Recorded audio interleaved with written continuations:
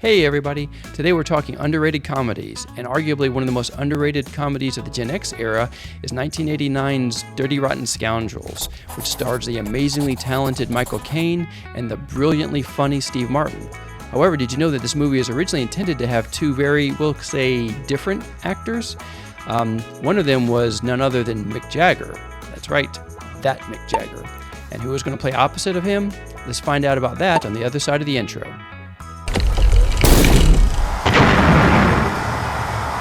Hey everybody, welcome to Blowout and Damper 3. It's one of those unusual in the room and present. Yeah, we're not going to have too many of these and take advantage of it while we can. It's no 20-year-old truck without climate control, but...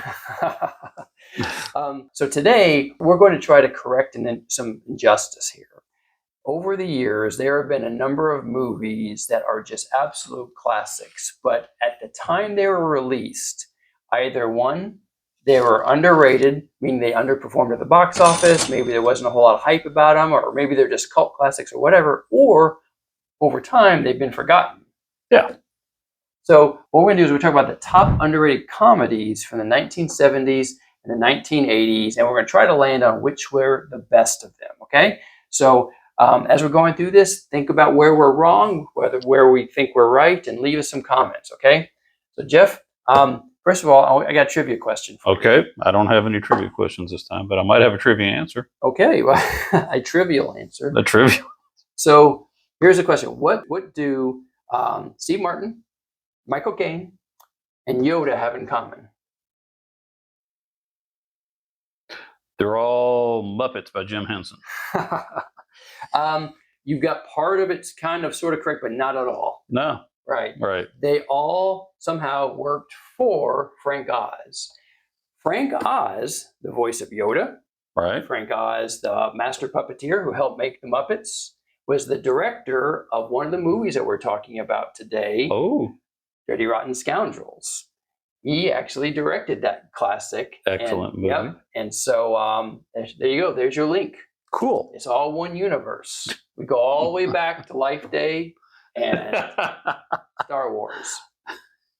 All right, so let's jump into it, Jeff. How do you want to? Do you want to kick us off with? I'll kick us off. Kick us off. Okay, The Nude Bomb, 1980. 100123, confirmed. A special agent has been assigned to face the challenge. Was he chosen for his resourcefulness, his ability to perform under pressure, his track record? No, he was available. Hey, your boot's ringing. Oh, is that my boot? I thought it was yours. I think I'll take it outside. It's Maxwell Smart. It's now. I didn't realize this until I got to doing a little research right now. I had forgotten. 99 wasn't in it. Barbara Feldman. Or Feldman? It's amazing because in my memory, she's in that. Yeah, she was. But apparently he hung out with Agent 22 and Agent 36. Introduced them as agent to each other as 36, 22, 36. But it came out. It was a great homecoming. Maxwell Smart. We get to visit with him. We get to visit with Chief, not the original Chief. Right. They were fighting against chaos. There was I believe the arch villain was actually named Chaos, and he worked for Chaos. I could be wrong on that. It's one of the things I read led me to believe that. But he's setting out to set off a nude bomb to totally wipe out civilization just because there's no clothes. They capture a lot of the customary joke format that you find in the series. At one point, he's in this chalet and he's talking to these chaos agents, and would you believe that this chalet is being surrounded by 500 Alpine crack troops? I find that hard to believe, Mr. Smart. Would you believe 150 Tyrolean ski troops? No. How about 2 St. Bernards in heat? But yeah. One of my favorite lines is near the end of the movie. They find the main fortress, and it's protected by a door that's a zipper, and the zipper's coming down the side of the mountain. And once again, I thought it was 99, so I'm going to say 99. It wasn't. But Max says to 99, "Watch out, 99. That's the second biggest zipper I've ever seen. No telling what's liable to come out of there." Now, he never expounds. We never find out what the largest zipper was. All in all, Don Adams, Max Spark, it was good times, great opportunity to visit with the old friends, and because the series had been off for a while. Now they did do another, I think, a made-for-TV movie that 99 actually was in a few years later. Yep, and they apparently they revitalized the series for a little bit, according to what I read. And they just pretended that the new bomb didn't even take place. It was no longer canon. Episode, right? Yeah. Yeah, and you're right. I mean, it was like basically a long episode of Get Smart, which Gen X grew up watching, even though it kind of predated us just a little bit. But yeah, oh man. So yep, underrated movie. It didn't perform super well at the box office, as I recall. So something for you all, Gen Xers especially, who might remember the original series, to go out and see. Well, Jeff, I'm going to go ahead and just go into my grievance with Dirty Rotten Scoundrels. Oh. Now, if you saw our last episode, we've already started this argument here. We're in agreement here, though. Dirty Rotten Scoundrels came out in 1988, and it didn't do super hot at the box office. And in the top, in the rankings for the box office results in '88, it came out 24th, which is a crime. I think it may have made up some of that in the international market or what have you, but the whole thing, we're not going to give you the spoilers because, again, you owe it to yourself to see this. This is, if you've not seen it before, it's an oversight. All I got to tell you is Ruprecht. Okay, remember Ruprecht. When you see Ruprecht, you'll think this should be like this is comedy 101. Ruprecht, may I take your trident, sir? Yes. Now, Steve Martin. It all deals with just these dirty, rotten scoundrels, and it's kind of funny because I remember this when the movie first came out. In the trailers for it, you see Steve Martin and Michael Caine just walking along this boardwalk in southern France, and they just walk up and you see somebody. I think they're like slightly leaning over the boardwalk, and Steve Martin just kicks her off just because he's a jerk. That scene's not in the movie. It's not in the movie at all. It was extra footage or something, and they used it in the trailer. So, but this movie is hilarious. It's absolutely one of the best comedies, and I don't say that lightly. I mean, think about it. Steve Martin. Yeah, but Michael Caine. Wow. But that scene, I imagine they left that out because that's not really in fitting with the premise. Sure. That they are dirty, rotten scoundrels, but not like that. Right. Now, I saw this interesting little bit of trivia about this. Frank Oz offered, wanted Michael Caine in the role, and I don't know how much he had to convince him, if he had to kind of sweeten the pot. But one of the things that he told him is like, hey, if you do this, we'll set you up in a little chalet in southern France for 3 months while we're shooting, And Michael Caine thought, oh, that sounds pretty good. But then he found out that his next door neighbor was one of his better friends, Roger Moore. And so he said, I'm in. Wow. So that was one of the things that brought him into the movie was he got to hang out with Roger Moore for 3 months on the movie's dime in southern France in this little chalet. So imagine awesome. James Bond and Michael Caine hanging out. That's class. Okay, well, it's funny you should say that they had to make a deal. The next movie is The End, 1978. No, it's not what you're thinking. Burt Reynolds, Dom DeLuise. I'm thinking of that movie, so I'm laughing. Okay, then maybe it is what you're thinking. No. I'm a big man. I'm a strong guy. You know what I mean? I can handle it. Now just tell me, how long have I got? Let's say you got a year. Burt Reynolds, he wanted to make this movie. It's dark humor. I'll be honest. If you've been impacted by suicide and that's not something you can laugh at, don't watch this because it's constant suicide attempts. and they, you know, they add a funny side to it. There's a lot of dark humor in there. But Burt wanted to make this movie, and he had to agree to make the movie Hooper, which was the one of him on the airboat in the swamps. Wow. Yeah.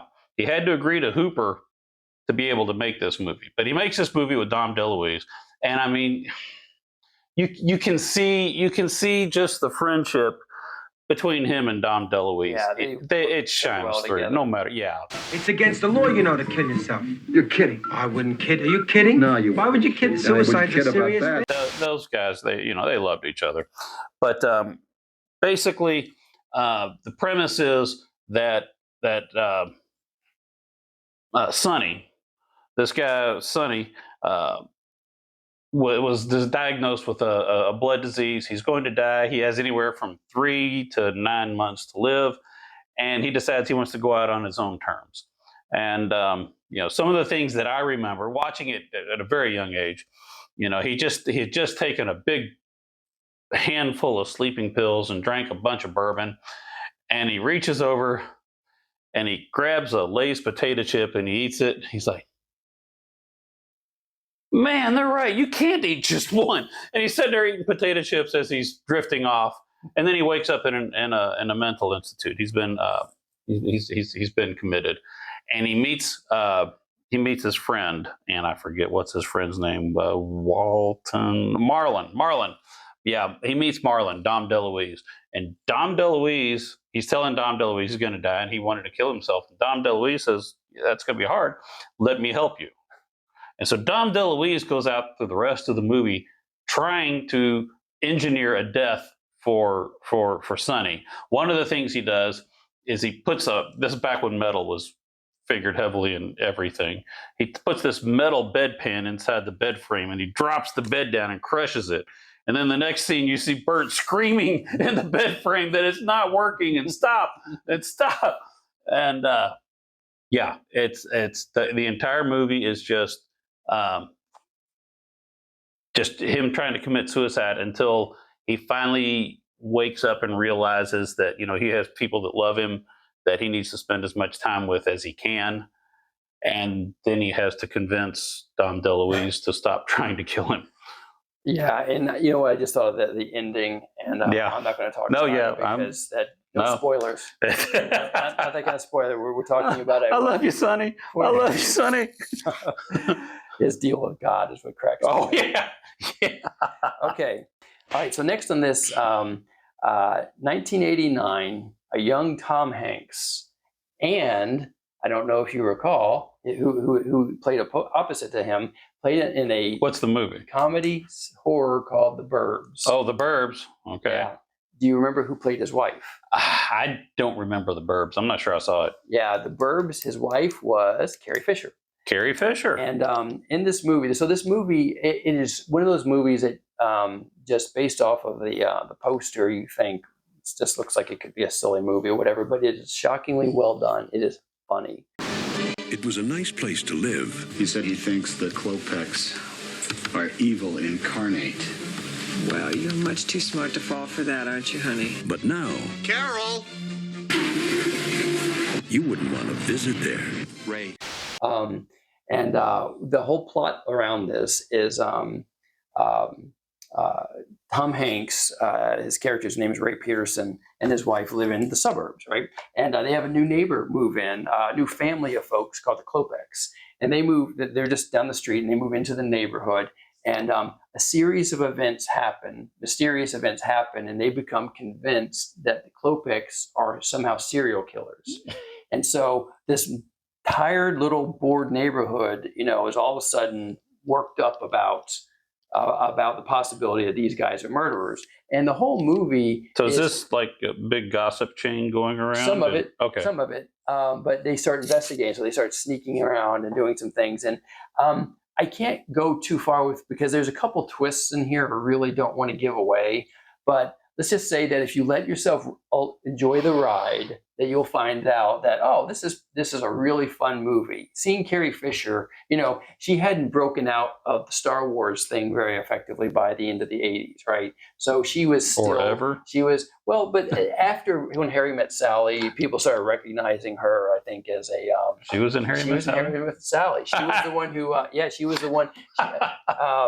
Billy Crystal, Billy Crystal and Meg Ryan, they were on a double date. Yeah. And I forget the actor's name. I heard myself, that was his best friend. Right.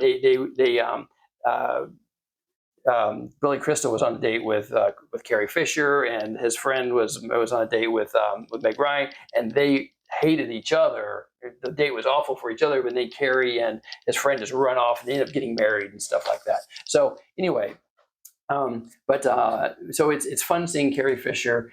The movie is just funny. It's got some great, and Tom Hanks. He was still, he was famous then, of course, and he was a well-established actor. But it's that young Hanks, that young energy, and just seeing him kind of go into something like The Burbs was hilarious. So definitely a movie that it talks of this idea of prejudice and what have you. It's a great movie, so I highly recommend it. All right. All right. Oh, and one more thing. Oh. It was interesting that looking at the box office results of this, they beat out. They came in the 34th best-selling Best box office. Best box office for the year. And in 1989, they beat out another comedy by like $500,000.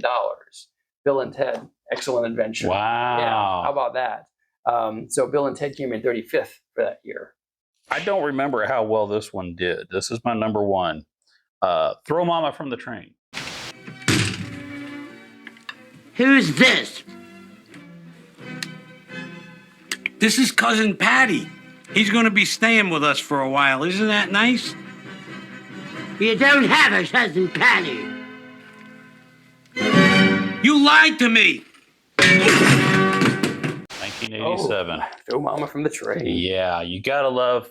Once again, Danny DeVito, Billy Crystal. He keeps turning up in these, doesn't he? How about that? Yeah. I absolutely just. Danny DeVito's an icon. He's a national treasure. Billy Crystal, amazing. So Billy Crystal, Danny DeVito, icons. Billy Crystal's a teacher. He's teaching a night class for creative writing for adults, and he has several people in his class, and one of which is Danny DeVito, Owen, and Owen is, they portray him at times like maybe he's slow.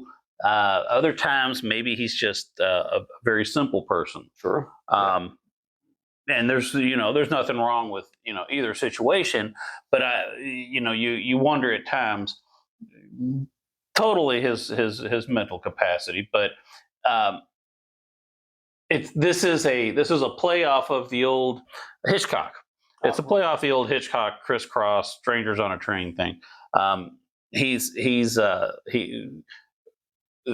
Crystal brings this up. He says, you can't just kill somebody. You have to have an entirely disconnected person. So Danny DeVito flies to Hawaii to kill Billy Crystal's ex-wife, and now he wants Billy Crystal to kill his mother because his mother's overbearing and just ruining his life.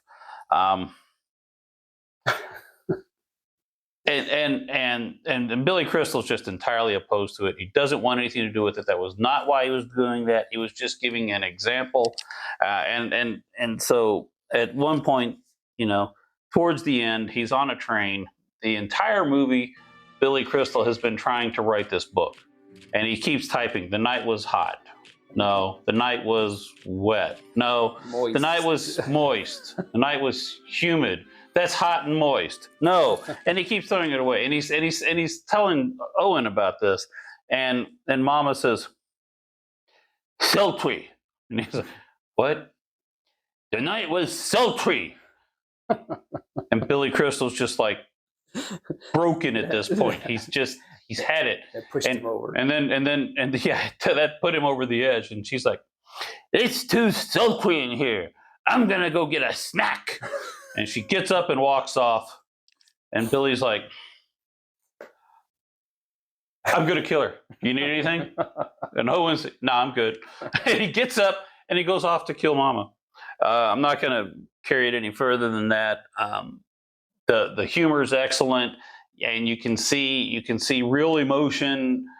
Danny DeVito plays a character that has, while it's it is definitely slapstick, it is definitely funny. He has depth and he has emotion, and he brings it out, and you can see that he's just like all of us. He's just looking to be happy. 1981's Time Bandits. Oh, now here's the thing: Time Bandits. It didn't do bad overall. It came in 10th overall in the box office in 1981 when it was released. But it's not, considering it was made by Terry Gilliam, how it's got such a big Monty Python character presence, even or actor presence. It just doesn't. You don't hear about it anymore, and so it just seems to have been lost in time, as it were.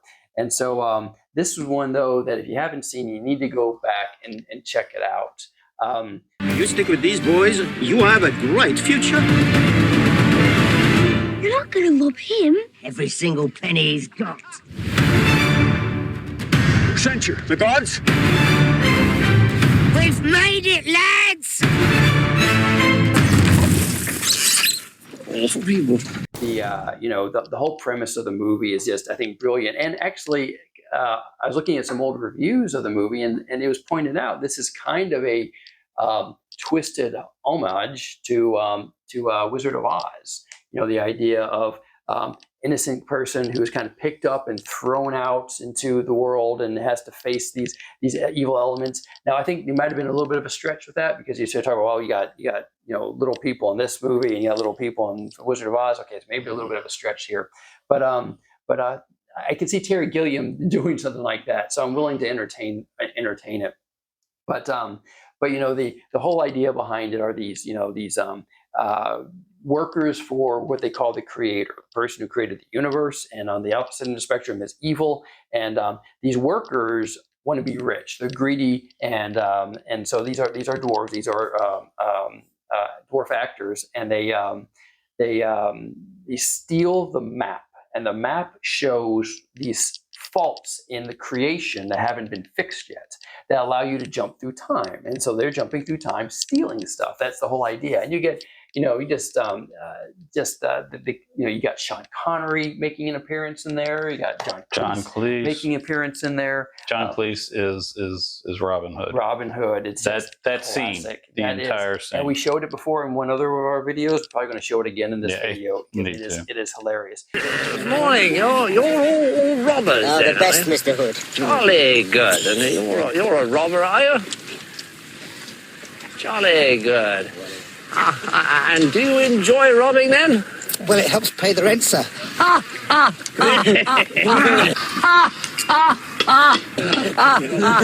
Jolly good. And you're a robber too, are you? How long have you been a robber? 4'1". Good Lord. Jolly good. 4'1". Yes. Well, that is a long time, isn't it? But here's something for you. And this might be why. Well, I don't know why, but maybe this is representative of what some of the reason why it didn't catch fire like the other Python. Here, I want to quote to you a movie review, and it's hilarious. This is how you're reading this review, and you're like, do you like it or not? And he says that the movie is a cynical, demented little fairy tale whose humor is singularly, relentlessly spiritless. And that's what makes it so funny and so draining. And then he goes on to talk about the plot and all this, and he ends like this. But for the most part, the film is cranky and preposterous, a children's fairy tale for childlike adults who don't want to grow up. And that sounds like me. I'm okay with that. Yeah. So if that sounds like you and you haven't seen it, you got to check out Time Bandits. Congratulations, Doc, on another successful diagnosis. So you've heard our reviews. You've heard the movies that we've brought up. There's obviously probably a lot of other underrated movies that you think, man, people who haven't seen it need to see it. Let us know what they are. Yeah, I am all for. I would absolutely love to find the comment section full of Jeff, you got to see this because yeah. So please like, subscribe, check us out on Facebook, check us out on Instagram, Threads. We're all over the place. And like and subscribe, share. Please, we're having a blast doing these, and we love hearing from you all. Touching base with those folks who look back on this time and really enjoy the entertainment that came out of there. We may, in the near future, be doing some of the worst stuff that came out of Gen X. Yep. So let us know what you hate, and we'll maybe look at it or not. Yeah, and we're looking to find a little bit of more controversy, because a lot of the stuff that we've been talking about lately, we agree on, and I know that there's things that we don't. No, we don't. Thanks everybody for joining us. Have a great day. We'll talk to you.